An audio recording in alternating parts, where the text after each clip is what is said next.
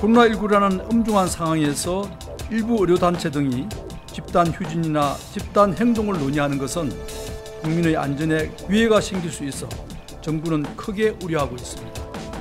존경하는 의료인 여러분, 의대 정원 확충은 지역의 의료 서비스 질을 높여 어느 지역에 살든지 우수한 치료를 받을 수 있도록 하는 국민의 건강과 안전을 위해 꼭 필요한 정책입니다.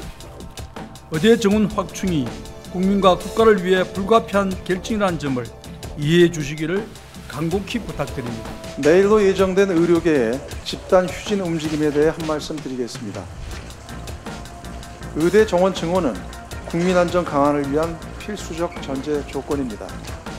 특히 코로나19 대응 과정에서 의료인들이 보여준 희생과 헌신은 K-방역 성공의 토대였고 국민들께서도 아낌없는 감사와 응원을 보내고 있습니다. 다만 이 과정에서 의료 자원과 공공의료 체계의 한계와 더불어 지역의료 인력 부족의 심각성이 다시 한번 확인됐습니다.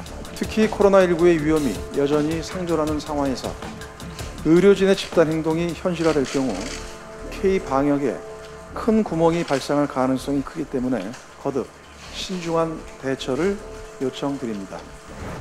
의료인력 부족은 비단 어제 오늘의 문제가 아닙니다. 2006년 이래 의대 정원이 동결되면서 지역 간 의료인력 부족 문제가 지속적으로 제기돼 왔습니다. 기초과학 및 제약 바이오 분야 연구 인력 확충을 위해서 의대 정원을 증원하겠습니다.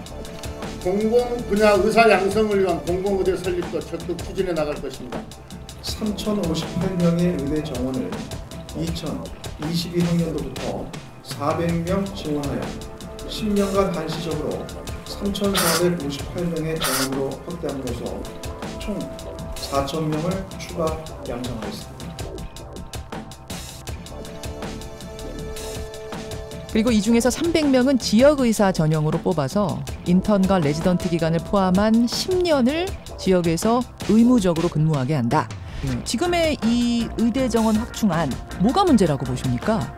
저희 전공의들 중에서도 당연히 수도권 외에 지방에서 수련을 받고 있는 분들도 있고 다들 소위 기피과라고 하는 과에서 수련을 받고 있는 분들도 있습니다.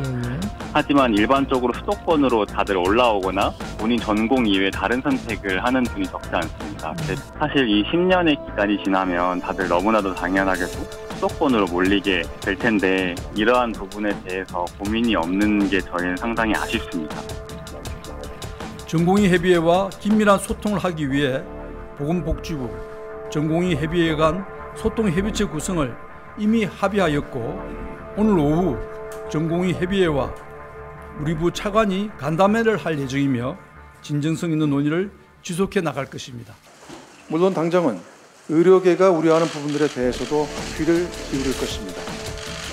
의료인 배치나 전달 체계, 수가 문제, 전공의들의 진료 환경 개선 등 현재 제기 중인 사안들과 관련해 충분하고 심도 있는 논의를 바탕으로 이를 해결해 나갈 것입니다.